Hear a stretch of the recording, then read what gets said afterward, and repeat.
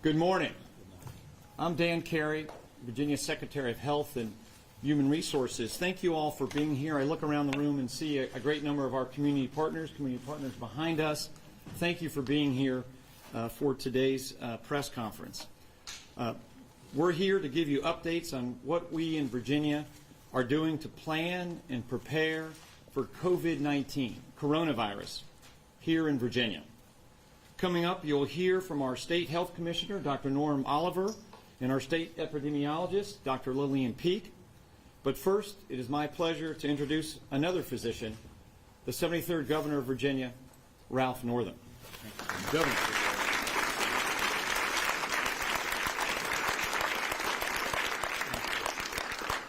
Well, good morning, and thanks to all of you for being here this morning. We are here today, as our Secretary said, to update you on the Commonwealth's actions and plans around the coronavirus, COVID-19. My top priority is to keep Virginians safe and also to keep you informed with up-to-date and accurate information. I want to assure Virginians that we are actively monitoring this new disease and its spread. To date, there have been no positive cases of coronavirus in Virginia. But if and when it appears in Virginia, we are prepared. We began our planning in January, within days after scientists first identified the virus, by establishing an incident management team of public health and safety experts. I have full faith in the experience and leadership we have at the Virginia Department of Health. Our state epidemiologist, Dr. Lillian Peek, and our Commissioner of Health, Dr. Northam Oliver, both have deep experience in public health. In just a bit, you will be hearing from our Secretary of Finance, Aubrey Lane, Dr. Peek, and Dr. Oliver. Dr. Peek, who is leading our incident management team now, was the health director in the Thomas Jefferson Health District during the H1N1 flu outbreak. This team's job is to coordinate and plan Virginia's response. It includes people from across state government, including the Department of Health, the Department of Emergency Management, and numerous other agencies. The team meets daily to share information, and they are in regular communication with our partners in government and the private sector.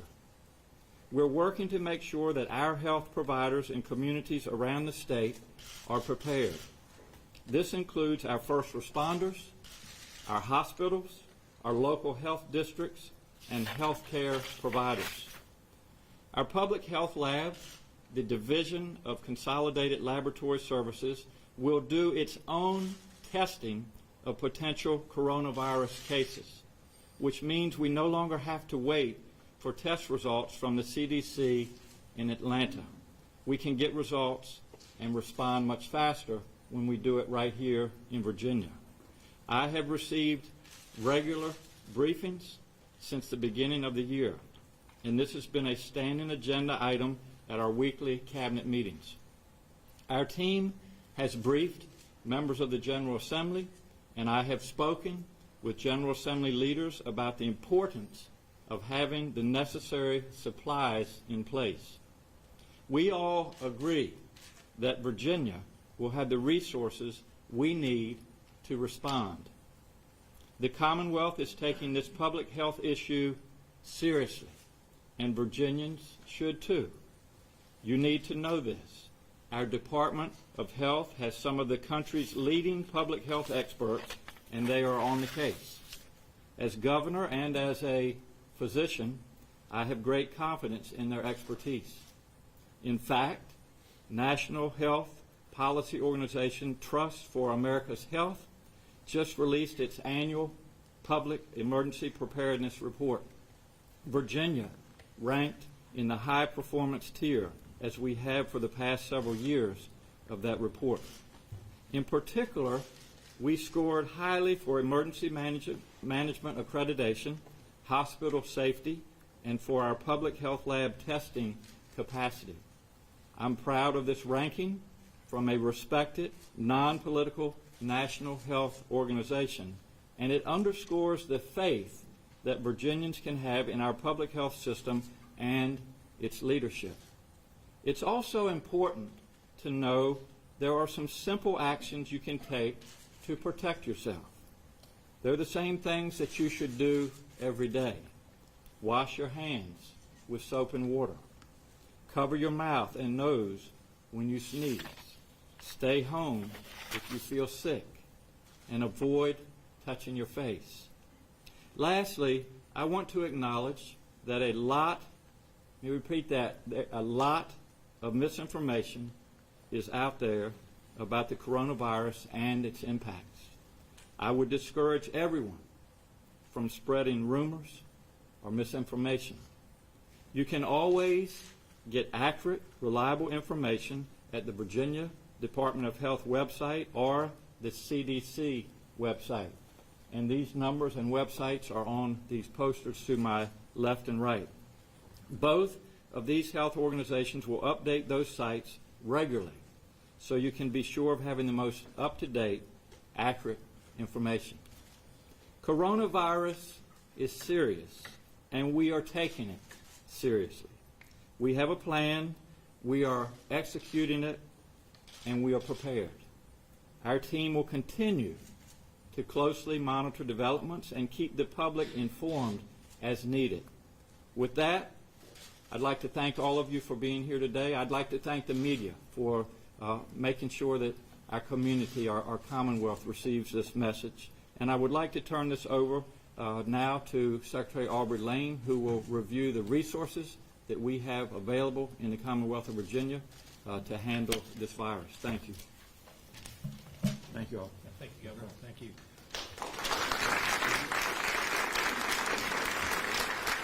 Good morning. Obviously, today is really about the governor's efforts working with his team to confront this situation. But as he mentioned, it's going to take some resources. The short answer is the governor and his team has all the resources available to him to be able to do this effectively and efficiently over the short period of time and over whatever this course takes us over the next year or so, depending on how things materialize. In the next 90 days, as you might imagine, the team has already been working hard. This has been going on some efforts, but it was determined we're going to need about $3.6 million over the next 90 days to mobilize efforts, and a big part of that has to do with the personal protection equipment that will be necessary to provide for all our health workers and all the people responding, in addition to communication materials that will be going out to the public, along with the actual cost of all the people here working. So that money has already been available to the governor under his current authority. We have been in direct communication with the money committees and the senior leadership of the legislature, and they agree with this, and that we have monies on hand that the governor is able to tap to make sure those resources are currently available.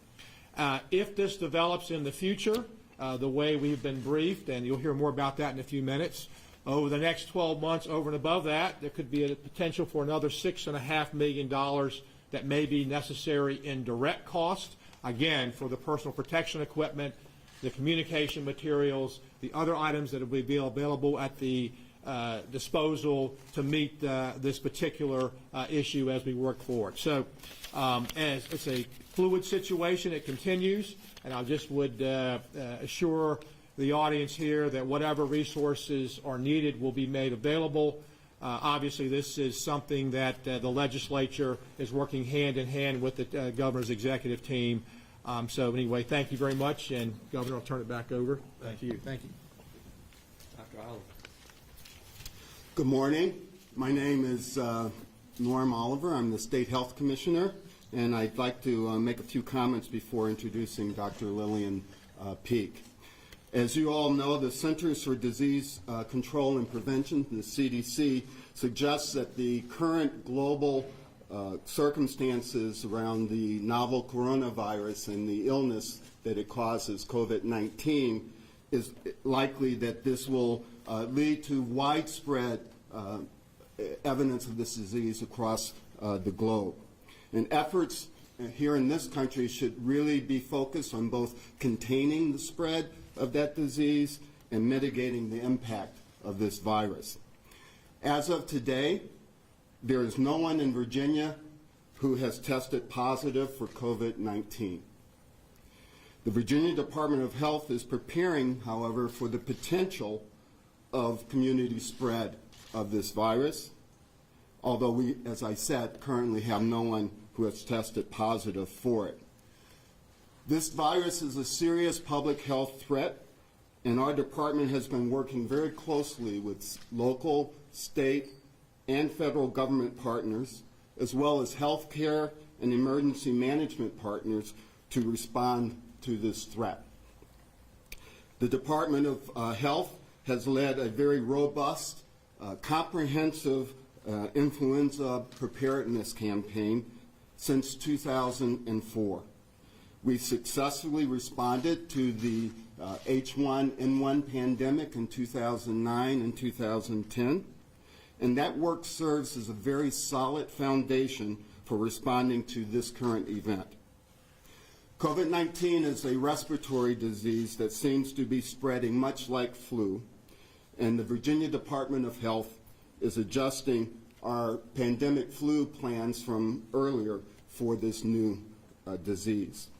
As I said, we're working closely with our state and local government partners, with first responders, with healthcare providers, community partners, and others to prepare for and respond to any community spread, and we are ready to respond. I'd like to introduce Dr. Lillian Peek. She is the state epidemiologist at the Virginia Department of Health and is directing our incident management of this disease. Lillian? Good morning, everyone. So the outbreak began in China, but is now shifting to South Korea, Iran, and Italy. As of yesterday, 12 U.S. states had identified cases, and the state of Washington is investigating some clusters of cases. But no cases have been identified in Virginia at this time. As of this morning, 17 Virginians had been tested for the virus, 14 did not have the virus, and results are still pending on 3 tests. We expect to see more cases in the United States in the upcoming weeks, but taking strong public health measures now may blunt the impact of the virus in the United States. Most people with the illness have fever and cough, and some develop pneumonia and other symptoms. So far, most people have had mild illness. People who are older or who have chronic health conditions are at more risk for more severe disease. People who do get sick with the virus develop symptoms within 14 days of being exposed to an infectious person, and mostly adults have been affected by this virus. At this time, there isn't a specific vaccine or treatment, but people with severe disease receive other types of care and treatments at the hospital. The federal government is actively researching and developing a vaccine and specific medicines. Until there's a vaccine, the key strategy to preventing the spread is keeping sick people separate from people who are not sick. Local health departments across the state are working very closely with doctors so we can quickly identify anyone who has the novel coronavirus. We work with our healthcare partners to track many types of infectious diseases every day, and we have very good systems in place to do this. We work with the state lab to have people tested if they're sick and meet that exposure criteria. We have a validated, effective test now in Virginia at our state lab. So the immediate risk for most people in the United States is low. The greatest risk is among people who are in close contact with someone who is sick with the virus. Virginia is not an area where the virus is spreading in the community right now, so the risk right now is low. CDC is issuing travel alerts for places where the risk is increased. The information is on their website, and this is a dynamic situation, so it does change. People who travel from places with what the CDC calls a level 2 or level 3 alert should stay home for 14 days after returning from those countries. We've been monitoring travelers returning from China for the past month. Local health departments are working with their community partners to prepare in case we do have community spread sometime in the future. There are things that you can do to protect yourself and others. Regularly check the VDH website. We update it daily. The situation is changing, and we are keeping up-to-date, accurate information and guidance on our website. The virus mainly spreads through close contact with a person who's sick with the virus. Washing your hands and avoiding touching your face helps prevent the spread of germs.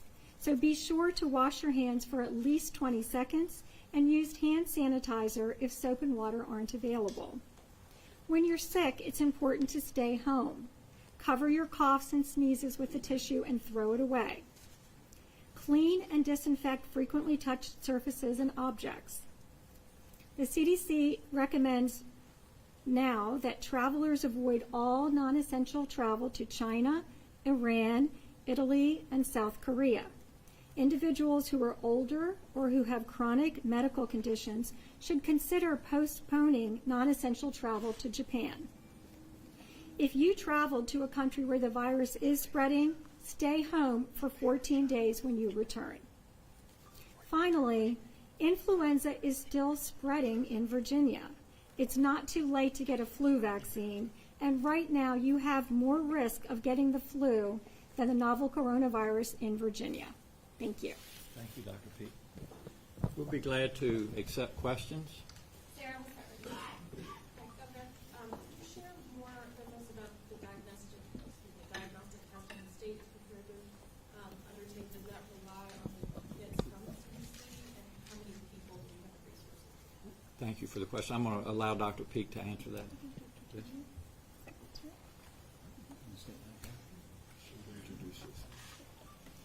Good morning. I'm Dr. Denise Toney. I'm the lab director of the Division of Consolidated Laboratory Services. In answer to your question, we are using the test kits that were released from the Centers for Disease Control. Currently, we have 2 test kits in-house, and each test kit can test approximately 50 to 60 individuals. Depending on the number of specimens that are submitted per patient, dictates how many tests we can get out of an individual kit. And then also we have to perform verifications and validations on those test kits. So that also impacts the number of tests that we can perform out of those test kits. We are constantly monitoring the number of tests and have already placed additional orders to maintain a capacity to perform more tests.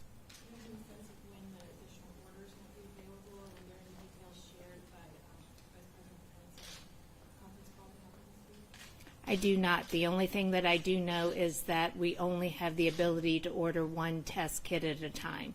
And so as soon as we receive our 1 kit, we are immediately placing our order for the next test kit. Governor, some have suggested that the threat from coronavirus has been overstated. Do you believe that the threat has been overstated? And as a health professional, how would you characterize the risk? I don't believe it's been overstated. As I said, we are taking this seriously, and I just want Virginians to know that we are doing everything that we can to prepare for whatever scenario occurs. This is, as was mentioned earlier, it's a fluid situation. We meet every day. We look at what's going on around the world every day, and we're prepared to act on that. But it's, anything like this that has the potential to spread is something that we take seriously, and we've had this happen in the past, as has been mentioned with H1N1 and other pandemics, and we have experience in those areas, and we're doing everything that we can to prepare and keep Virginians safe. And I think the other thing that's important to reiterate, there are going to be a lot of questions that we perhaps may not answer today, and I just encourage people to go onto the website, to call the toll-free number, and these questions will be addressed, and they will be addressed with accurate information. Should a case arise in Virginia, what would happen with that patient? Where would they be taken to treatment? Yes, I'm gonna. As you know, I am a physician, but I'm gonna play my role as governor today, so I'm gonna let Dr. Peak answer that question. So, thank you. So we have been working very closely with healthcare providers. They're in touch with the local health department if they have someone who they think could have the infection. And so we would be working with them from the beginning. The person would be treated wherever that's appropriate, either in the hospital or whatever facility is most appropriate in a doctor's office. And we would be working to make sure that the person does stay separate from others so that they can't spread the virus to others. Along the same veins, Dr. Oliver, you mentioned the focus right now is on containing the spread and mitigating the impact. What, if any, action would the state take if we had a situation like in Washington State where there was an outbreak at a nursing home in terms of any kind of quarantine or state of emergency or anything like that? The first thing I'd like to say is just to emphasize the fact that we're not there yet, and that there are no cases, and we're not at the point where we need to be dealing with that. But we are developing plans for all kinds of scenarios, including that kind of scenario, and we'll deal with that when, and we'll be prepared should that actually develop. As far as speaking about state of emergency, that's out of my wheelhouse. I'll let the governor address that. As was mentioned, we do have the resources available to date, and it has not been necessary to declare a state of emergency. As Dr. Oliver and others have said, this is a fluid situation, and should that need arise, we will make that decision. Will the state be taking any transportation precautions, like at airports, Amtrak stations, big bus lines? Well, again, to date, we have not had any cases in Virginia. I don't want to sound like a broken record, but if we do, if things change, then we will make decisions and certainly make announcements regarding travel. Governor, have we learned anything from California or Washington and states where this is already, they're dealing with this, that are best practices that we're going to put in effect here if it were to come to that? Anything that hasn't been made public yet? I think we can always learn from others' experience, but I don't know if you wanted to say anything in addition to that. Just that we are in touch and coordinating every day with CDC, with other states. We are sharing best practices. We work together all of the time. We have a good network of state epidemiologists and other epidemiologists and state health officials. So we are constantly working together, learning from what others are discovering, and we will put those lessons to work here. Are there, I guess, precautions in place to help more vulnerable populations, like the elderly, homeless, low-income individuals that might not be able to afford tests? Yeah, it's a great question, and the answer to that is yes. And we want to make sure that everybody in Virginia that needs access has access. Obviously, we've expanded Medicaid. That has helped us to allow individuals to go see providers. There are still others out there that we're having discussions if and when we need to make sure that we assure access to everybody. We will take action on that. Yes. What are the state's current criteria for testing, and how can we be sure that there aren't cases of the virus that are circulating that have not been detected, as what happened in Washington? So we are working with our healthcare providers. CDC has guidance on testing. We've shared that with healthcare providers. And when they have patients that meet those criteria, then we work with them to have the patients tested. And the testing that's been done, we have not had any positive cases. In Washington State, they had a positive case very early on. They were the first case in the country.